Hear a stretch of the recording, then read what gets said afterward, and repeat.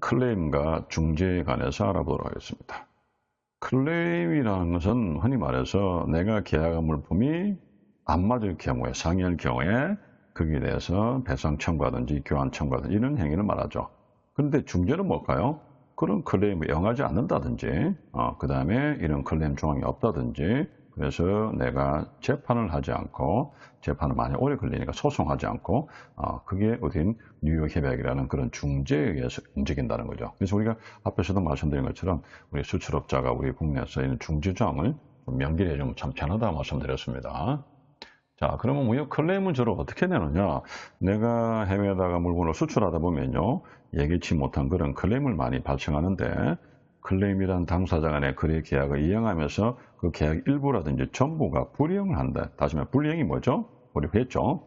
비엔나백에서 내가 지연 선적을 한다든지, 또는 물품이 바뀌어버린 계약 물품이 상이한다든지, 그 다음에 어찌 됩니까? 대금 지급을 거절한다든지, 대금 지급을 늦게 한다든지, 물품을 늦게 공급한다는 거절하는 이런 것들이 우리가 여러 가지 있겠죠. 그럴 때 상대방에게 그 손해를 청구하는 권리를 우리가 클레임이다. 그래서 클레임을 우리가 보험에서 뭐라 했죠? 보험금이다 그랬죠. 보험금.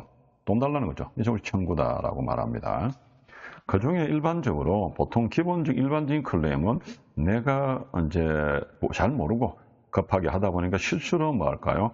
물건을 바꿔놓았다든지 태만히해서 발생된다라고 보시면 되는데 실수로 바꿔놓았다든지 또는 뭐라고 할까요?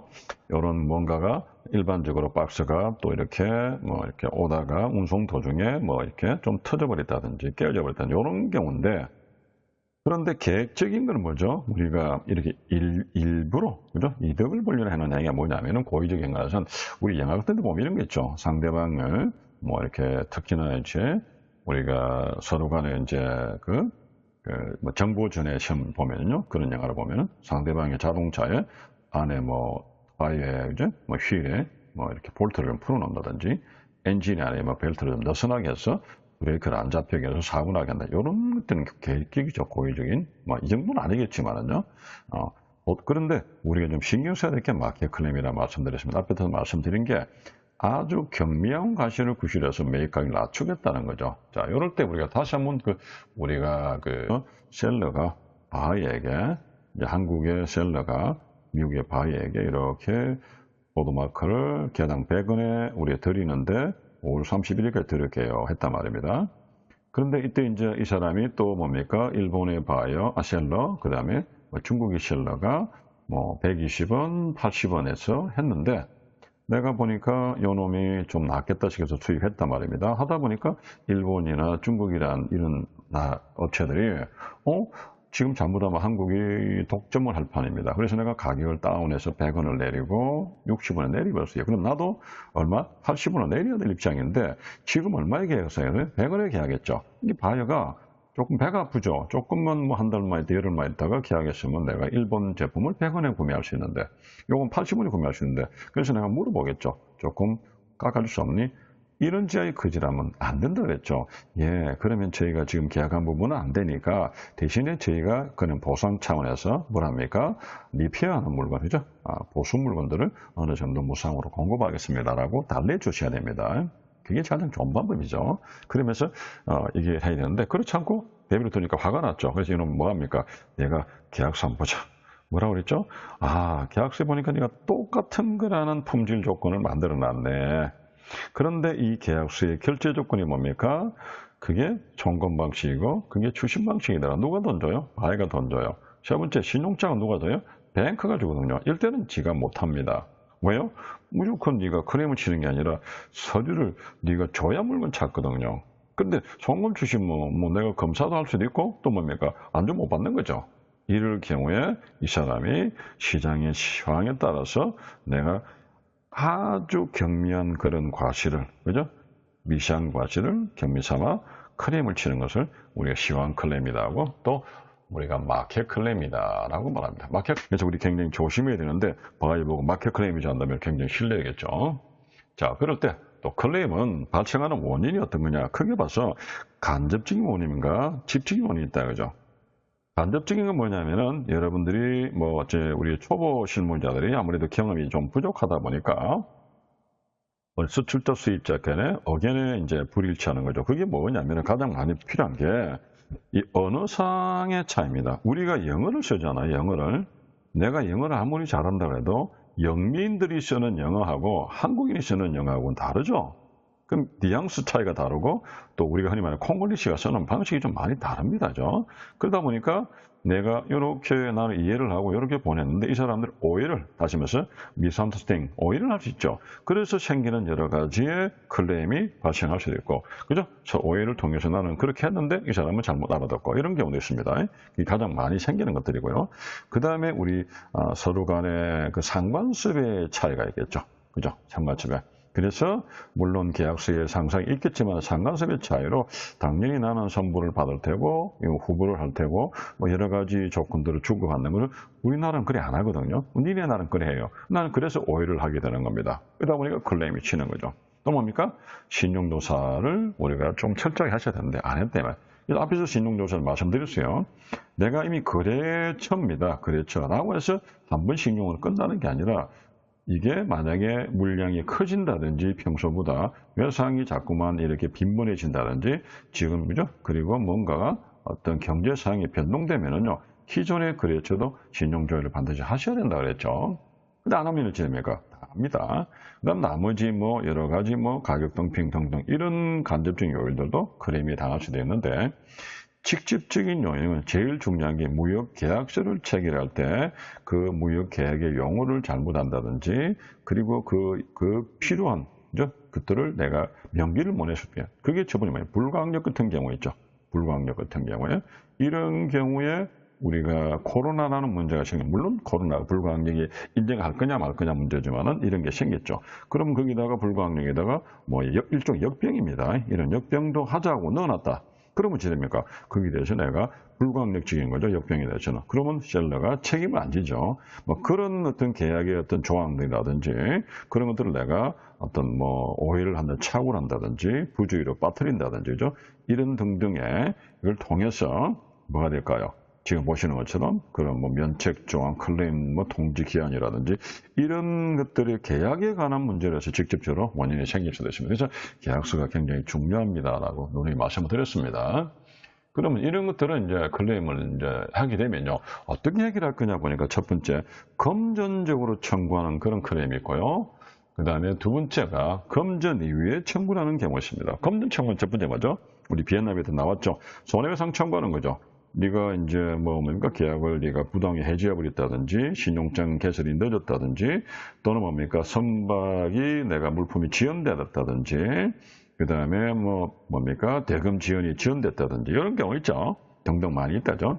이럴 때 내가 손해배상 청구하죠. 그런데 대금 지급 거절할 수도 있죠. 대금 지급을 일치는 안 된댔죠. 그럼 수심이나 송금결에서 내가 그런 경우에 어떻게 됩니까? 내가 일부를 대금 지급을 거절하고 내가 물건을 안 받겠다. 뭐 또 이런 것도 있죠. 두 컨테이너 했는데 한 컨테이너를 해보니까 물건이 안 좋아요. 그럼 한 컨테이너를 아예 내가 뭐랍니까 대금을 안 준다든지 이런 경우도 생기겠죠. 그 다음 대금 감액 요청이죠. 네가 품질의 불량이나 포장 불량으로 막 오다가 깨어져 버렸다든지 여러 가지 우리가 요구하는 그런 어떤 그 내용하고 일치하지 않는 그런 경우도 있을 때는 내가 좀 깎아달라 그러죠. 그죠? 우리가 DC를 좀 요구하는 그런 경우. 이렇게 해서 가장 좋은 방법은 당사자가 해결하기 좋은데 제3자가 끼면 좀 복잡해지겠죠. 자, 그 다음에 이제 우리가 클레임의 이제 금전 위에는 뭐냐? 첫 번째가 제일 무서운 게 화물인수 거절해버린 겁니다. 그죠? 매수인이 품질상에 그런 하자를 발견했을 때 일부 또는 전부를 거절해버리는 거죠. 그러면 한 컨테이너가 아니라 두 컨테이너를 주문했는데 한 컨테이너를 받아보니까 내 마음에 안 들어요. 그럼 나머지 한 컨테이너 안 받겠다는 거죠. 그럼 셀러가 만들었는데 안 받으면 인수 거절이죠. 이런 경우에 상당히 문제가 클 수가 있습니다. 왜 그러냐면요. 드레스 셔츠를 했죠. 우리 흔히 말해서 와이셔츠라고 부릅니까? 드레스 셔츠가 우리 같은 키라도요. 우리 동양인 한국 사람의 그 상의의 팔 길이와 서양인의 팔 길이가 좀 다소 다릅니다. 좀 우리 한국의 사람에 맞게끔 입은 옷은 서양인이 입으면 좀 짧죠. 서양인이 입으면 좀 길죠. 그렇다고 소매를 툭툭 잘라서 입을 수는 없잖아요. 옷이 망가뜨리시니까요. 그런 경우 한번 인수 거절했을 경우 상당히 큰 곤란을 느낄 수가 있습니다. 그 다음에 계약이행 청구 같은 경우이죠. 이런 경우에 네가 계약을 이행을 안 하면은 뭐 어떻게 하겠다든지 이런 제조건들이 있겠죠. 신용장을 언제까지 개설 안 한다면은 뭐가 됩니까? 뭐 내가 어떻게 뭐 배상을 청구한다든지 아니면은 계약을 취소해 버린다든지 뭐 등등 이런 것도 있겠죠. 그 다음에 잔여, 아까 말씀 잔여 계약분의 해제 요청한다든지 한 컨테이너 있는데 뭐 한 컨테이너가 마음에 안 든다. 그러면 업등을 하자는 거죠. 거절해 버린다든지 이런 부분들을 갔을 때는 상당히 해결하기가 만만치가 않습니다. 앞전에처럼 지금 바협처럼 뭐 손해배상 청구한다든지 뭐 감액해주면 그러면 조심하겠고요. 다음엔 조심하겠습니다. 넘어가면 좋은데 이런 경우 아예 계약을 이제 해지해버린다든지 잔여분을 거절해버릴 때는 난감해집니다. 그럼 해결하기가 참 힘들겠죠. 이럴 때 우리 조심해야 된다라고 말씀드린 겁니다.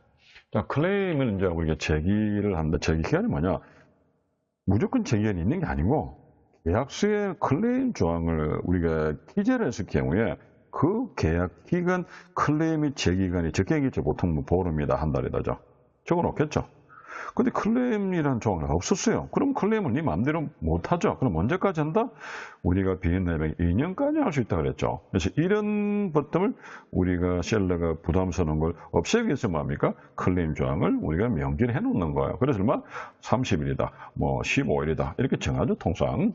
근데 항상 그런 게 아니라 셀러 바이킬이 뭐 전자제품이니까 3개월 주겠다 또는 6개월 주겠다 이렇게 해도 되는 겁니다. 자, 그렇게 클레임 기간을 제기간을 정했는데 클레임을 제기받았어요. 그러면 제일 먼저 어찌 됩니까? 클레임 제기 기간 안에 다시 말해서 제기 안에 적정하게 그 기간에 들어왔는지, 그래서 제기간에 들어왔느냐, 그리고 그 경우에 또 상대가 또 뭡니까? 그것을 여기서 빠져있지만은 앞에서 우리가 말씀드렸죠. 조금 한번 다시 한번 뜸을 제기했을 때 클레임의 우리 내용들이 주로 어떤 것입니까? 첫 번째, 클레임의 제기 기간 있죠. 자, 기간. 언제까지 해라 하면 보통 한 30일 뭐 또는 15일 좋습니다. 두 번째 어떻게 됩니까? 제기 방법이죠. 뭐 구두로 하지 말고 문서로 좀 남겨달라는 거죠. 왜 말하면 오늘 내일 다르잖아요. 그럼 녹음할 수도 없는 거고. 세 번째 뭐죠? 그죠? 우리가 말한 클레임의 뭡니까? 입증 방법이죠. 입증 방법. 입증 방법은 어찌 됩니까? 네 말로 하지 말고 문서로 보냈으면 그거를 우리가 그죠? 3자인 누구의 전문 검사 기관에, 그죠? 다시 말해서 검사 보고서죠. 서베이지 리포트, 검사 보고서를 제출하는 거죠. 그래야 내가 네 말을, 네가 문서를 보낸 걸 인정하겠다는 거죠. 이런 것들이 우리가 봐야 되는데, 그래서 지금 그 기간 안에 적정하게 돼 있느냐, 그리고 그 사람이 보내온 그 검사 보고서가 맞느냐, 이런 걸 보시고 검토를 하겠죠, 나중에. 그랬을 경우에 제일 중요한 것이 우리가 좀 신경 써야 될 게 한국 사람들이 클레임이 내가 요청을 받았다면요, 제일 먼저 첫 응답이 굉장히 중요하다는 겁니다. 통상 우리가 이런 걸 많이 한답니다. 우리 협회에서 많이 하는 이야기들이 코토라에서 한국 사람이 물건 팔 때는 굉장히 신속하게 잘 팔다가 클레임이 좀 문제가 발생되면요, 응답은 안 한답니다. 팩스도 메일을 전화도 안 받는데요. 그러면 상대가 굉장히 기분 나쁘겠죠. 그러면 지네가 리오다가 안 나오겠죠, 리오다가. 이러면 힘들게 우리가 앞에서 그리면서 12단계를 통해서 만들었는데, 바이어를 찾았는데, 그러면 나는 힘들잖아요. 그래서 클레임 첫 응답을 굉장히 중요한데, 예, 알겠습니다. 내가 잘못했습니다. 하지 마시고요. 보통 하루 내지 이틀 정도죠. 하루 내지 이틀 안에 2일 내에 답을 줍니다. 뭐라고 할까요? 네, 저희가 그걸 확인해 보겠습니다. 조사를 해 보겠습니다. 그죠? 그리고 빠른 시간에 연락드릴게요. 이 한마디면 되겠죠.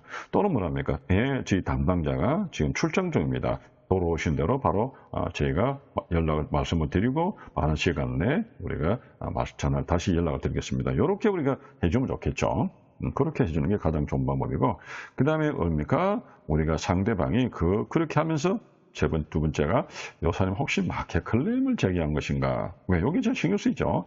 이런 것들을 물어볼 수는 없으니까 우리가 그런 경우에 뭡니까? 먼저 시장 조사를 우리가 해보던데 지사를 통해서 아니면은 고토를 통해서 현재 돌아가는 사항을 파악하고 대비하는 것도 하나의 방법이고요. 그리고 클레임 내용이 정말 정당하고 그런 증거 서류, 검사 보고서가 가졌는지를 많이 보내온다면 조사를 해보고요. 그리고 나서 상대인데 해결할 때 어떻게 해결할 방안을 어떻게 할 것인가라는 우리가 뭐 QC에서 검열을 잘못해서 박스가 바뀐 건지, 운송 과정에 우리가 크랙이 난 건지, 뭐 깨졌는지, 또는 우리가 아예 처음부터 잘못 우리가 착오로 우리가 적재를 잘못한 이런 걸 대해서 어떻게 해결할 거냐, 그리고 어떻게 처리할 거냐에 대해서 신속하게 답변을 주면은 바이어도 굉장히 감사하게 생각했죠. 그럴 때 서로 간에 원만하게 해결이 될 겁니다. 이렇게 검토를 해야 된다라는 것입니다. 근데 그 다음에 이제 우리가 그럼 해결 방법 뭐냐? 제일 좋은 거는 당사자 해결이죠. 그러면 저 둘이서 아이고 미안합니다 컴플레인 하고 그 다음에 뭡니까 또 클레임 치면은 거기에 대해서 내가 뭡니까 서로 양보를 좀 해서 바이어는 셀러는 10개만 하겠다 바이어는 20개다 뭐 그러면 거기에서 얼마를 달라 그러면 조금 중간중간 한 15개 정도를 한다든지 이렇게 서로 양보를 해가지고 서로 분쟁을 종결하고 그런 것들을 우리가 그런 종이들을 이렇게 원만하게 해결하는 게 이게 화해입니다. 제일 좋은 거죠. 그 다음에 청구금 포기입니까? 이건 뭐죠? 내가 이제 그동안에 뭡니까? 그거를 클레임을 쳐서 배상을 받았다면은, 이제 끝났습니다. 클레임. 이제 더 이상 클레임 없는 거죠? 라고 문제하고, 내가 말로 하지 말고 클레임 포기를 하겠다는 것을 문서로 받아보면 제일 좋겠죠? 그래야 나중에 분쟁 해결을 미리 예방하는 방법으로서는 청구금 포기하는 게 좋다. 왜? 클레임을 해놨는데, 나중에 또 하다 보니까 나중에 한번 클레임하니까 또 나중에 클레임이 또 들을 수 있죠. 아무리 네가 15일이고 30일 적어놔도 클레임을 자꾸 치면은 우리 누구가 큰소리 쳐요? 바이가 큰소리 치죠. 그러면 나는 셀러 입장에서는 하루시 이 고객을 놓치게 하려면 끌려갑니다. 그래서 가능하면 청구금 포기 각서를 받아놓는 게 가장 우리가 원만하게 분쟁 해결을 바라는 가장 좋은 방법 중에 하나다라고 말씀드린 겁니다. 어쨌든 우리 당사자가 배상 청구를 하든 디시를 해주든 클레임 명해주면서 원만하게 처리해주는 것이 당사자 해결이 가장 좋은 방법이다. 그런데 우리 둘이서 당사자 간에 의견이 불일치로 도저히 해결이 안 됩니다. 그럼 제3자가 개입하죠. 근데 3자가 개입한데서 우리가 싸운다 그래서 옆집에 아무나 모르는 사람이 싸우는 게 아니라 주로 이럴 때 주로 많이 들어가는 게 뭡니까? 공정한 제3자가 주로 국내 같은 대한상사 중견에서 많이 하는데 그럴 때 3자가 해결하는 방법이 알선이냐 조정이냐 중재냐 하는 게 있죠. 또 마지막으로 그다음에 소송이라는 게 있습니다. 소송. 법원에다 재판하는 거죠. 그런데 우리는 지금 여기서 가장 우리가 많이 쓰는 것 세 가지만 봅시다. 이런 대한상사 중재원에서 알선을 하고요. 조정을 하고 중재를 합니다. 그럴 때 이 세 가지를 다 할 수 있는데 이럴 때 이제 문제는 뭐냐면은 알선과 조정은 강제성이 없습니다. 그런데 중재는요. 여기 보시는 것처럼요. 여기 뭐라고 나와 있습니까? 중재는 당사자의 합의가 있으면은 이게 법적으로 효력이 발생합니다. 그 무슨 말입니까? 당사자 합의가 사전정지 합의가 뭡니까? 계약서에 명기되어 있다면 중재조항이 그러면은 그게 뭡니까? 절대 복종함으로써 최종 항의를 책이다라고 했죠. 근데 알선과 조정은 해당이 안 돼. 법적인 구속력이 없습니다. 그래서 싸움을 말리 주는데 뭐 내가 안 하겠다 못하는 거고요. 조정도 우리가 이렇게 말하죠. 재판에서 우리가 이제 뭡니까? 원고가 있고요. 피고가 있죠. 이 둘이서 재판이 하나씩 끌다 보니까 판사 입장에서는 이게 서로 조금씩 양보하면 될 것 같은데 빨리 계속 안 끝나는 거예요. 그래서 판사가 한번 조정 기간을 가지겠습니까? 하고 이제 판사가 요구하겠죠. 알겠습니다. 하면 조정관실에 들어가서 간단하게 조정합니다. 원고는 얼마 좀 이해하시고 피고도 얼마 이해하시고 오케이 하겠습니까? 예. 합의 보면은 이게 이제 판결이 나는 건데 조정은 강제성이 없으니까 안 하겠습니다는 일방에 못 하는 거죠. 그럴 때 실패하면 30일 내 조정 절차는 폐기된다라고 하는 겁니다. 그런데 이 중재라는 아비트레이션은요, 계약서의 중재 합의를 실질적으로 명기를 했다면요, 법적으로 효력이 발생한다 그랬죠. 어떤 조건이었어요? 외국 중재 판정의 성인 및 집행에 관한 유형이 일명 뉴욕 협약이었어. 전 세계가 유엔의 한 214개 국가 중에 거의 190개 국가가 거의 다 우리가 가입했습니다. 대부분 나라가 가입했다죠. 그래서 우리가 중요한 건데, 중요한 건 뭡니까? 우리가 계약서에 명기를 안 하면 소용없다는 거죠. 우리나라도 73년도에 가입했습니다. 소송은 뭐냐? 이렇게 우리 중재조항이 없을 경우에 어떤 사법기관에서 소송하는 거죠. 그럼 우리가 3심제죠. 그러면 중재는 앞에서도 이야기한 것처럼 소송은 어떻게 됩니까? 주로 중재를 통해서 중소기업들이 많이 하는데 주로 큰 기업들이라든지 이런 세계적인 기업들은 뭡니까? 삼성과 먼저 우리가 지금 이렇게 소송할 때, 뭡니까? 그럴 때, 그죠? F라고 소송할 때 주로 중재를 하는 게 아니라 그 나라에서 캘리포니아 법정에서 소송을 하고 있죠. 그런 경우에 계약서에 나는 어떤 중거법을 따지고 어떤 그죠? 기준법을 따지겠다 하면 소송을 들어가는 겁니다. 가능한 우리는 소송보다는 중재가 낫겠죠. 왜? 비용이 너무 많이 들죠. 자, 중재제도라는 것은 말 그대로 뒤에서도 나오겠지만은 중재 합의가 있는 경우에 한해서 우리가 중재가 됩니다.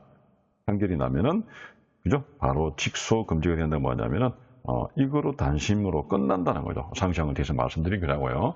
그런데 중재 계약이 없어요, 계약서에. 그러면은 일부 당사자 거부해버리면 그건 중재가 합의가 안 됨으로써 내가 판결이 법적 구속력이 없는 거죠. 앞에서 말씀드린 다시 한번 갑니다. 첫 번째가 뭐죠? 중재의 3요소라 그래서 첫 번째가 중재 장소죠. 어느 나라에서 할 거냐. 두 번째 중재 기관은 그 나라 어느 기관이냐.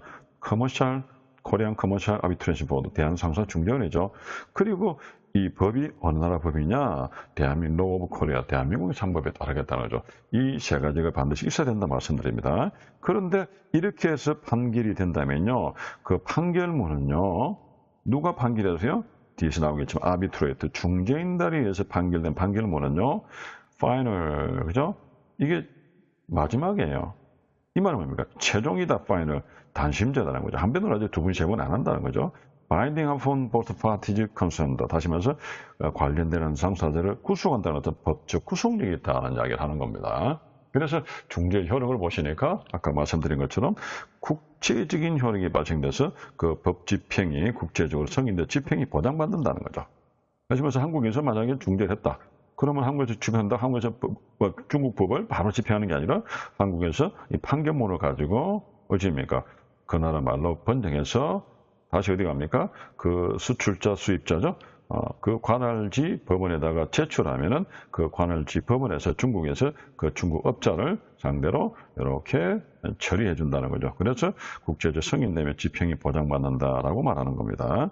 그리고 이게 최종 해결책이라는 것은 오늘 단심제라는 거죠. 파이널이라고 했잖아요. 그 말은 다른 말로 직소금지대. 한번 요거는 뭡니까? 중재를 하게 되면 소송은 못 한다는 거죠. 소송을 하든지 중재를 하든지. 그래서 소송을 못 하는 게 원칙이라는 겁니다. 그런데 언제 그러면 이렇게 하면 직소금지가 한번 단심제 하다 보니까 나에게는 불리하는 경우 있죠. 그걸 우리 취소해 주세요라고 항소하는 경우는 어떤 경우냐? 못 한다 했죠. 왜? 항소가 안 됩니다. 그런데 사람이 하는 얘기가 예외가 있죠. 그게 요겁니다. 어떤 거냐? 중재 인정의 선정이 중재법이나 계약이 의하지 않는데 이게 무슨 말이냐? 나는 이 신용장이라는 어떤 그 내용에 그죠? 가지고 해석의 차이에서 의견 불일치로 소송이 붙었는데 신용장 전문가가 아니라 누가요? 뭐 이렇게 화공약품 전문가라든지 화학제품 전문가를 데리면 안 맞죠? 중재인의 선정에 이런 경우는 내가 엉뚱한 판정을 하는 거죠. 항소할 수 있다는 거죠. 그 다음에 뭡니까? 중재 절차에 대리인이 적법하게 이제 안 온 사람, 엉뚱하게 대리권을 인정 못 받은 사람이라든지, 그 다음에 법률상 금지된 행위. 이게 뭐냐면요. 우리가 뭐 판사라든지 변호사들 이런 법률을 전공한 사람이 아니라 주로 중재인단은 누구냐면요. 자기의 어떤 업무에서 전문화된 사람들이 주로 중재인단을 해서 위촉받아서 하거든요. 그러다 보니까 이 법률에 금지된 행위를 잘 모르는 경우도 있습니다. 그럴 경우에 자기 입장에서 경험을 가지고 기술을 가지고 그런 어떤 규칙을 가지고 움직이다 보면 법률에 금지된 행위가 나올 수도 있겠죠. 그런 경우에는 이런 경우에는 뭐가 됩니까? 단심제고 우리가 직소금지가 아니라 한번 내가 항소를 할 수 있다라고 하는 겁니다. 자, 그러면은 소송하고 중재 비교를 합시다. 왜 소송을 먼저 내냐? 소송이 그만큼 우리 중소기업에는 좀 부담스럽다는 거죠. 그래서 중재가 좋다는 겁니다. 첫 번째 왜 좋으냐? 분쟁이 신속하게 된다. 뭐가 됩니까? 단심제를 했잖아요. 우리나라는 중재는 단심제입니다. 한 번만 한다는 거죠. 소송을 몇 번 합니까? 3번이죠. 한 3년 가죠, 기본이. 더 갈 수도 있고, 그죠? 지방법원, 고등법원, 대법원. 그죠? 이렇게. 한 번만 딱 끝납니다. 그리고 심리로부터 종료까지 30일이다. 판정이 심리는 뭡니까? 재판에 들어간다면은, 심사가 들어간다면은 딱 심사하고 나서 30일 안에 반드시 결론이 나야 된다는 거죠. 굉장히 빠르죠? 단심제면서 신속하게 해결한다는 거. 자, 그러다 보니까 또 두 번째가 뭐냐? 비용이 절감됩니다. 이건 뭐냐면요. 판사나 변호사를 하게 되면 기본적으로 뭐 300에 뭐 부가세에 또 뭘 줘야 됩니까? 우리가 서류 성달비나 또는 뭡니까? 성소비 같은 거 줘야 되죠. 그럼 상당히 수백, 수천이 되는데 내가 한 2, 3천만 원짜리 물건 팔아서 클레임 걸린 거 수백, 수천 주고 남은 거 하나도 없죠. 경비가 굉장히 많이 들어갑니다. 그런데 이런 다시 말해 아비트레이터들은 그런 전문적인 지식을 가지고 경험 가져가는 그런 중재인들에서 신청하거든요. 이 사람들 업체가 아니고 일종의 명예직이죠. 그러면 보통 1년 단위로 내가 이렇게 중재인을 이렇게 지정받아서 내가 거기 해당된다면 가게 되면 뭐 출장비라든지 숙식비라든지 뭐 기본적인 내주겠죠. 그러다 보니까 내가 변호사라든지 이런 게 아니게 되면 경비가 굉장히 저렴하다는 거죠. 자, 세 번째 좋은 점이 뭐냐면은, 우리가 판검사 가게 되면 내가 법률적인 거는 이 사람들이 변호사가 잘하겠지만, 변호사가 뭐 이걸 잘 모르잖아요. 그리고 우리가 가공약품을 모르고, 그 다음에 또 뭐 가죽 제품 모르고, 철강 제품, 전기 기계 모르잖아요. 거기에 전문가들 데려간다. 그래서 거기 그 제품에, 다시 말해서 거기에 우리가 중재를 하게 되는, 그죠? 서로 간에 뭐 이렇게 반복을 하게 되는 그 원인에 대한 해결하는 그게 적합한 중재에 가는 거죠. 그러면 우리가 매매 조건에 관한 건 매매 조건에, 계약서에 관한 계약서에 대한 거, 제품에 관한 전문가로 하니까 아무래도 좀 안전하겠죠. 이런 게 우리가 적합한 중재인의 전문의를 신청할 수 있다는 게 그게 좀 좋은 겁니다. 그럴 때 주로 말이 없으면 1인, 그죠? 또는 4인, 7인 이렇게 홀수로 가는데 보통 우리가 1인 구성이 많죠. 그러면 1인, 3인, 7인이 같으냐? 사람이 많이 많을수록 어찌 됩니까? 내가 이 사람들이 또 출장비를 줘야 되기 때문에 나도 중재 비용이 좀 들어가겠죠, 경비가.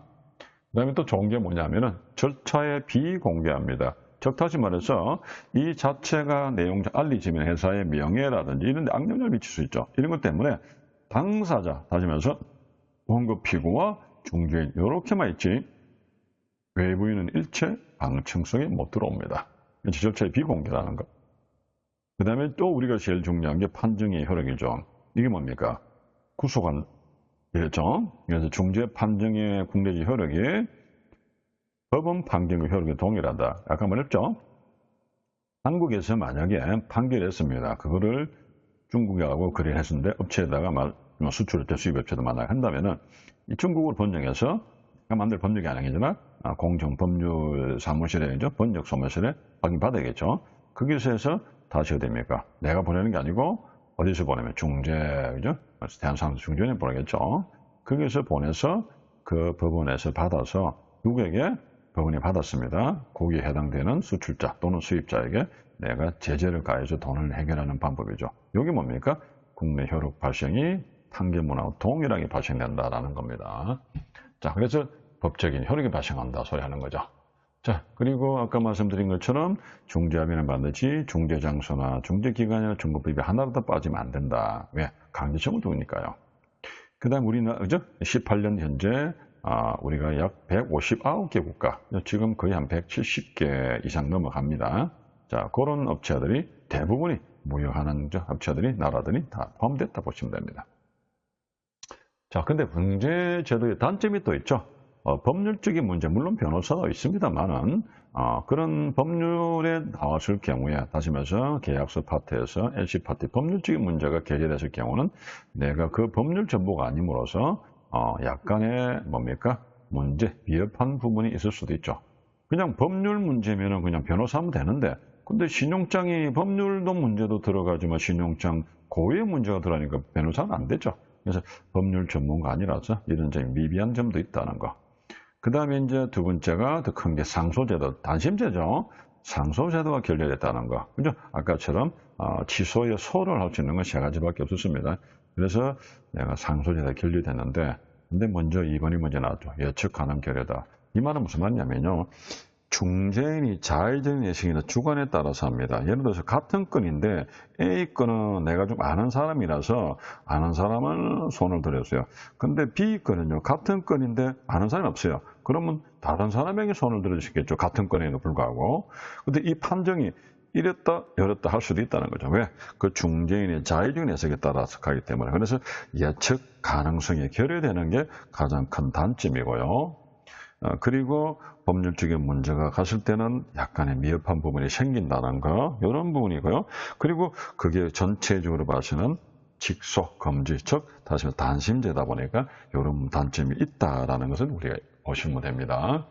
자, 이런 거는 이제 우리가 중재 판정은 내가 중재 계약을 계약서에 명기를 하고요. 신청인 원고라고 피신청인 피고를 합시다. 이렇게 해서 대한상사중재 하겠다면, 무조건 대한상사중재 안 해요. 중재 계약 조항에 대한상사중재 하겠다고 적게 되죠. 만약에 중국에 있다면 중국으로 가야 됩니다. 그럼 먼저 조정을 해보고 안 되면은 중재인을 선정하죠. 해서 서로 간에 답변을 신청해서 심리를 들어가서 30일 안에 내가 판정을 합니다. 하면은 법원에 원본을 보내고 중재는 비본을 보관해서 법원에서 어디로 옵니까? 상대국 법원으로 이송하겠죠. 이런 절차다라고 보시면 됩니다. 자, 여기까지 애들이 중재 조항에서 마치겠습니다.